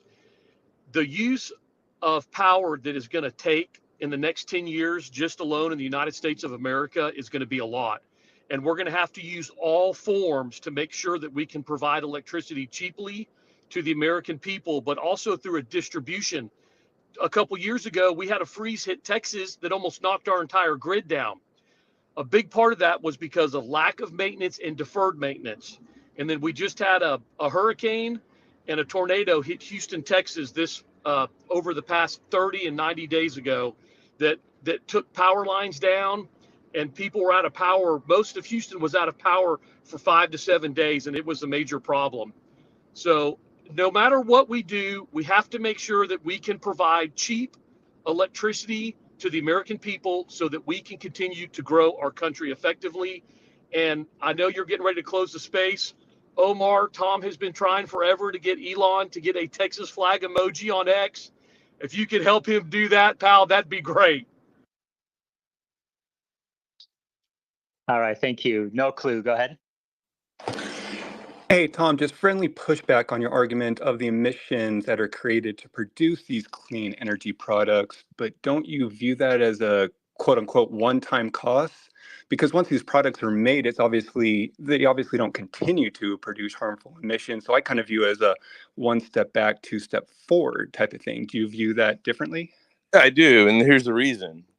He just spoke of how many billions of EVs it would take, or at least hundreds of millions it would take to replace the combustible engines on the market. That means the amount of mining that would have to incur and increase in such short a period of time would throw so many more emissions into the air than you're currently seeing.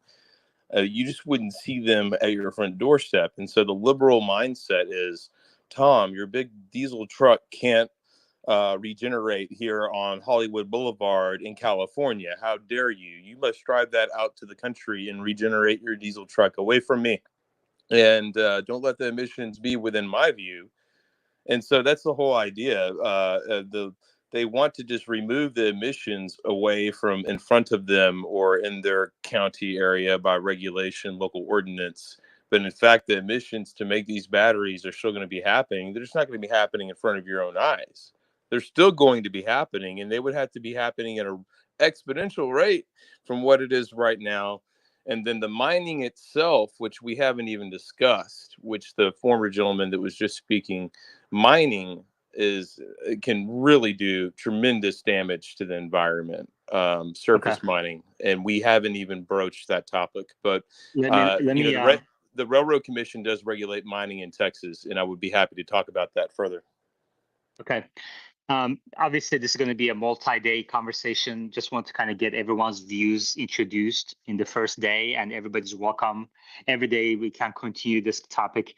And at the top of our screens is a page from Tesla's presentation that addresses exactly what we're talking about right now. It says, after 17 years of driving, a Tesla vehicle will avoid approximately 51 metric tons of carbon dioxide equivalent. Charging EVs becomes greener over time as electricity generation becomes cleaner. By comparison, the carbon impact of ICE vehicles remains the same every year of use. And then there's a graph. This is at the top of your screens. You can scroll up and look at the pinned tweets to see this page. The graph shows EV emissions avoided over time after the manufacture. It has a column for manufacturing phase. It has year 1, 2, and you can see after year 2, you break even on year 3. And then the emissions on a net basis are cleaner for EVs than ICE after year 3 for the rest of the life of the car. Tom, are you disputing Tesla's presentation on this page? Yeah, I would dispute the people that are pushing the technology. Absolutely. I'd say that's a very good lobbyist presentation, not using all the data that's available, actually. I mean, do you listen to lobbyists when they come and lobby you if you're an elected official? Do you believe every word that comes out of their mouth to be fact? It's a great presentation. Elon's a great guy. He knows how to give a great presentation. Kudos on his great presentation. No clue. What's your response to that? I was just going to respond to Tom's asking what his what his view is on the production of wind and solar as clean energy solutions, because obviously that's not just shifting to where the emissions are being produced, but those are actual reliable sources that are sustainable. I couldn't disagree with you more. Not only are they unreliable, but they're not sustainable. And they're not sustainable because they're killing wildlife at an alarming rate, much higher than oil and gas locations. That would be wind farms. And that's a fact. They're not reliable because not all of them are built for the weather in which you need them. So when it froze here in Texas, every single windmill froze. So they're not reliable. I mean, that's the further, this technology is the furthest thing from reliable. What they're doing is they're supplementing our grid with electricity that is sometimes there and sometimes not.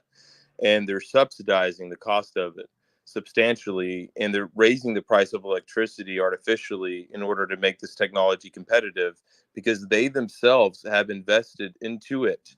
And if you want to know the name of the person who I speak with, his name is Dan Miller. And last July, I had a space with him, and we, of course, debated this. But Dan Miller is a EV investor from early on, way long ago. He is the lobbyist that helped push all this stuff through. Long before Elon Musk came along, actually, you had Dan Miller out there pushing this stuff. So you need to know the history of the legislation in America and the lobbying behind it as well. The people that are behind it will come on this app and talk to you. In fact, they'll explain everything, how it was all produced and why. Okay. Nostradani. I'll just touch real quick on what Tom just said about the windmills. I've built them for a company called Olson and Beal out of Salt Lake, Utah, in the Midwest. And what he's saying is absolutely true. Most people don't know that there is a actual diesel generator up in the top of these things that has to help assist the blades to even get them going so that they can begin to return energy. And in their attempt to make them as efficient as they do, and you guys who are calculator minded understand tolerances and the way temperatures affect tolerance. And that's what happened down in Texas is they built these with such tight tolerance in hopes that they would last a great amount of time that it made them susceptible to the temperatures during an unusual freeze in that area, which caused them to lock up, basically. And you lost a vast amount of that renewable, quote unquote, energy. And the same as far as I'm concerned, I live in Nevada, and we have solar farms here as well. And what you're not hearing is the effect on the environment by shading the actual earth and the creatures and the plants and everything that live beneath those. There's several abandoned solar farms there in California and in Nevada. And so the technology, I think we're talking about the cart and the horse. Okay, like I said, it's pragmatism versus optimism, and what we would like to see happen versus what we're actually capable of now. And now we have an agenda behind it, which is climate change, that is trying to force this into society as an acceptable way when it's actually it's counterproductive, including the strip mining it takes to create some of these vehicles. Until we get a better method of doing it, that is something we have to resolve. And like I said, if you've seen the level of strip mining and the caustic nature it takes to just pull copper out of the ground, or lithium, or cobalt, I think it would behoove anybody here that lives on the West Coast, take a trip out to Nevada, go to Yarrington, Nevada, look at the copper mine, go to Silver Peak, Nevada, look at the lithium mine, and try to fathom that with the numbers you are putting forth here in wanting to change an entire world economy. And then take a real pragmatic look at, are we preserving nature, or do we have to strip mine this world into a green economy? And that question has to be asked. Okay. I couldn't agree more with you. That's Okay. something that people don't discuss enough. Adam Smith.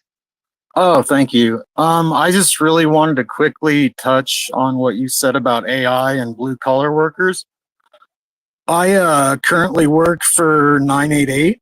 I'm a lifeline crisis intervention specialist and help people that are dealing with suicide on a daily basis.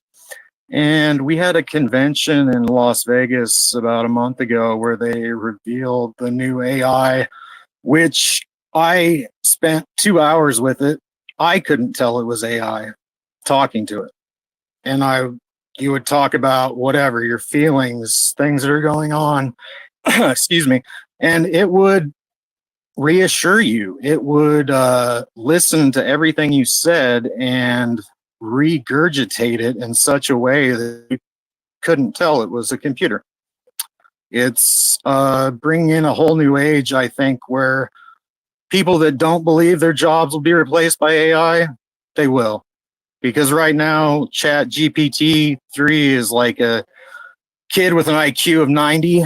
Keep going, it's going to go up to like 120, 140, 160, and they can do anything we can do. And they will replace us unless it's regulated. Okay. Thanks. Tom?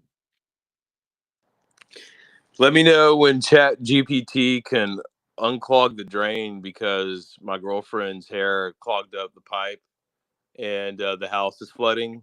And I'm talking about like let me know regular no. people. Let me know when that happens, because as soon as it happens, hey, it's over for plumbers. Let me know. Okay.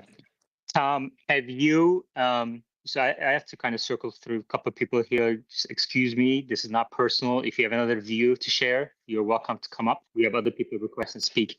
Tom, did you pay attention to yesterday's presentation by the Figure AI unveiling their newer model, humanoid? And do you pay attention to Tesla's efforts around Optimus? No, I missed that presentation. Why don't you fill me in? Okay, so we talked about this before, but I'm sure you've heard of Optimus before, right? You know, I can't honestly tell you I have. I've heard the discussion of the technology in spaces, Yeah. but I have not heard the word Optimus used to describe the technology which you speak of. Okay, so Tesla is obviously an AI company that is very much focused on real world AI. It's not just about developing ChatGPT, a large language model that just chats with people. It's also Tesla's focused on greater purpose, bringing about robotaxis that save lives, and also, so I think what's going to be more impactful to the world and to humanity is their humanoid named Optimus. So that will be able to unclog the drain because of the girlfriend's hair. Wait, what is it called? Or what? Optimus. And what is it called? It's a robot. Yeah, it's a humanoid, a robot. So you think a robot will be able to come unclog the drain? Correct. I mean, all it's going to do is What's the cost of the robot? All it's going to do is what cost of Optimus? you go to, I will answer the question, but go to a hardware store, buy a $2 snake and go through your drain. Like, well, I've done that just yesterday. No. It's more than that. You have to actually go like rent an entire drain clean out machine or have one of those present, because this isn't just a snake. This is actually a drain for a house that goes behind. You have to get inside of it. And listen, look, these women, they flush way too much crap down the toilet. We already know that. Problem. So, the robot, I don't think, can lift out that unit. I don't think you go have robot plumbers yet. But that's what I'm trying to say. When they have the robot plumber, oh boy, man, it's over. Okay, well, we have our plumber on the space on the speaker board now. Machine. When do you think we're going to have robot plumbers? 3 years. Yeah, during the shower, are you? I'm cooking things, but honestly, the only reason I came on here is because I heard someone talking about, suicide prevention line crisis, and I thought they were talking about Musk. Because if you look at his tweets, he's going off the deep end, and someone needs to help him. Kamala Harris, a communist. Does he know the definition of a communist? He doesn't. She's a socialist. No, hold on. Let's not change topics. Can you just answer the question, Machine? When do you think we're going to have robot plumbers? I said 4 years. And then 5 years, that plumber will be president of the United States. Okay. Tom is rolling his eyes so hard right now. He just saw his brain. You need the eye roll emoji immediately. Yeah, I know. Let's go to Nostradamus. I'm just curious at the cost side. Like I said, I'm a retired iron worker, so I'm sure that would be on the agenda as well, as far as robotics are concerned. But I'm curious as to the cost of these robots, because eventually everything loses contact with that iron and falls to its death. And as per today, with the advent of insurance and insuring these construction sites, the Golden Gate Bridge was the first one that had the insurer bid bodies into the project. And as of today, your average body is worth about $175,000 to $250,000 of grievance payment to the worker's family should they lose their life on the job. And I'm wondering the financial competitiveness of these robots.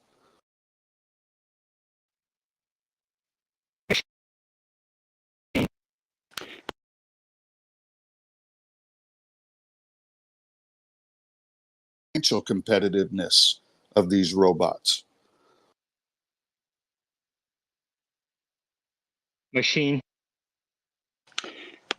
These robots are going to be so much cheaper than a human in terms of cost. A human, even at a minimum wage, in some down place, cheap labor like Texas, and speak. Okay. Yeah, because you've been out of the space for a little bit now, for a couple of days, and you lost your touch. Well, I'm just implying the cost of I mean, right now we can't even produce a pickup truck for $100,000 or less. And yet you're going to articulate to me that we're going to reproduce a human for less than an AI driving vehicle that's going to perform all these tasks, and it's going to be cheaper. I find that hard to fathom. Yeah, just for point of reference, Elon has already said it's going to cost as much of it about a car. I think he threw out the number $25,000 for a humanoid.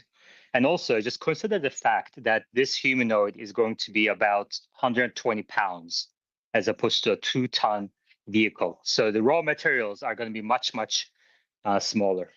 So are these humanoids capable of doing simple farming, like on a farm? Well, they're not right now, but in the future, that is the plan. So these are forecasts and plans. Obviously, things may take longer. They may happen on Elon time. But this is, like, make no mistake, this is a project that he's very much focused on. This is not another like a side project that may get put on the back burner. He's very much focused on Optimus. Yeah, I don't know. I see I see that technology maybe coming to fruition in 60 or 70 years to some degree. I just don't know if we're anywhere close to that. Okay, Really. well, I mean, but Well, what you can do, sorry, Matthew, what you can do is one thing you can do is go to a Tesla store nearby, and there's one in Austin, Texas, in Domain. You can meet Optimus and touch it, feel it if you want. Yeah, but what does it do? Is it just like a statue? I mean, like. Yeah, it's like a statue right now. But that's like I said, Okay, it's a all right. It's forecast plan. literally a statue. Okay, I got it. All right, thank you. Okay, Matthew. I'm watching Optimus very closely because I'm in the rental business and I have to have skilled labor to go out and repair units. And this, I'm in a remote part of Texas, so it's very skilled labor to come and work. So I personally would love it if I had a couple Optimuses out here working on the generators and making service calls, and then being overwatched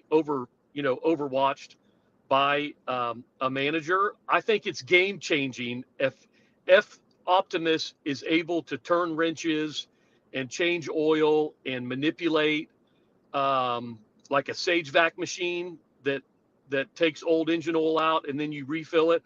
It will change the landscape of our world. Good. And so I'm really looking forward to it. Good, and I hope that happens. Like I said, it's a project that he's focused on, but it's probably going to happen on Elon time. So the plan right now is to have 1,000 Optimus working at the Tesla factory by next year. Okay, 1,000 Optimus working at the Tesla factory, testing, learning, working alongside humans by next year. By the way, Tom, there is a Chinese company that we mentioned yesterday, UB Tech, that already has robots, humanoids on Neo and Zeekr factories in China. Figure AI yesterday said that they already have robots working on the BMW production line. So this is going to happen. Hopefully it happens and an American company leads, but it's going to happen one way or another at some point in the future. We'll see when. Nostradamus, and then I'm going to go to Omar. The one thing I would remind everybody, we're talking about what Henry Ford did back in the early 1900s, which is an automation process. We're talking about robots building cars and the assembly line. Yeah, there are people, and this has been a graduation process. My question though is for automated humanoids. There's going to be a level of programming that's going to be required. Like Matthew said, he would love to have some greatly knowledgeable humanoid people to perform these tasks, but isn't the programming only going to be at the level of the knowledge in which they access? In other words, if you get if you're going to program a humanoid being, whatever it is, to perform a specific task, it has to be able to not just perform that task. It has to be able to anticipate, a cross-threaded bolt or a rounded off nut, just various different things, and these tricks of the trade, as we like to call them. And it's only going to be capable of whomever programs that individual being or humanoid. It's only going to have that capability of the person who has that understanding through experience already to be able to get that thing to adapt and perform its tasks, or at least that's my perspective on it. And I'd love for you AI guys to explain to me. I know that they can self-learn, but they have to self-learn through experience, which means mistakes. And they're going to have to go through the same mistakes that humans have made over the years in many aspects, obviously at a far faster rate. I get the argument, but there will still be mistakes along the way. Now, how do you rectify or minimize, I guess would be a better question. How do you minimize the product lost or time lost while getting these things to become as efficient as you would like them to be the experts in whatever task they are designed to perform? Okay, let's go to Tom, and then let Omar bring it all together. Tom. Yeah, just on the whole AI thing, I think that you're going to see several different versions of this, and Elon already has contracts with the government, so it's going to be real interesting to see if we get the Skynet T800 roaming the streets in Gotham. And how fast that happens, and let me know when that happens, because that's when we have real worries. But I think that the programming, like the gentleman just spoke a while ago, is more online, and I also see a problem as well with the people that actually have to maintain the robots. So you're creating a whole nother industry actually on robot maintenance. It will have to be done by people, unless you're going to like program robots to maintain robots or rely on those robots. And somebody eventually somewhere there has to be human involved, right? You can't remove humans completely from the process. So at the end of the day, like, it would be great if I could have a robot come change the oil on something for me, and if it did it right every single time with a 99.9% success rate or whatever over a 10-year time period, then you got something reliable. But until you can really get to that point where you don't have to worry about something at all, and it's cheap and effective, and you know it's there, and all the risk has been taken away, it's been completely de-risked, that's just not something that happens quickly. It's something that Okay. happens over decades. Thank you. We're coming up to our 2-hour limit here. Just at the top of our screens, this episode is sponsored by Joa Life. You can use the code TSLA Live for 5% of your purchases. Thank you, Joa, for sponsoring the Tesla community. Omar, can you bring us in? And obviously, this is a conversation we're going to continue for many days and weeks and months and years to come. I hope that Tom and Nosradani and Matthew continue to join us on a daily basis. If people didn't get a chance to speak today, they will tomorrow, the next day. This space is daily on at 1 p.m. Eastern, noon Central, 10 a.m. Pacific time. Omar, go ahead. Yeah, I think things are changing really fast, and it's been a really great discussion today, just sort of grounding everything, talking to people, getting some different perspectives, because I think this is really how the vast majority of the country sees things. And, it may seem crazy to think that a robot could do a task that a human could do. It's certainly science fiction-esque, not something we can imagine today. But when you look at these state-of-the-art models, it's clear that they're rapidly improving in doing pretty much any task a human can do. These AI models have already beat the best chess players, the best Go players, the best StarCraft players, the best Dota players.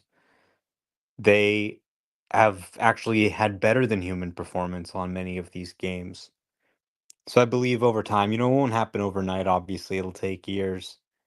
But I believe we'll be able to create robots that can do pretty much any task a human can do. And this is obviously going to completely change the world. So this is probably something that's going to play out over the next 5 to 10 years, but will change the way all of us do our jobs. And I thought a lot of the discussion around EVs was kind of entertaining. Obviously, I disagree with a lot of what they were saying. Even if you just remove emissions from your city, right? Even if you just moved emissions outside the city, that would make your air in your city cleaner. And that would make people healthier, right? There have been tons of health issues that are documented. Tom was talking about his diesel truck recalibrating, and like that should be an ad for the Cybertruck right there. I mean, it sounds like you would maybe really enjoy that. But I think, maybe in future spaces, we can dig in more to some of these points, things about like mining, for example.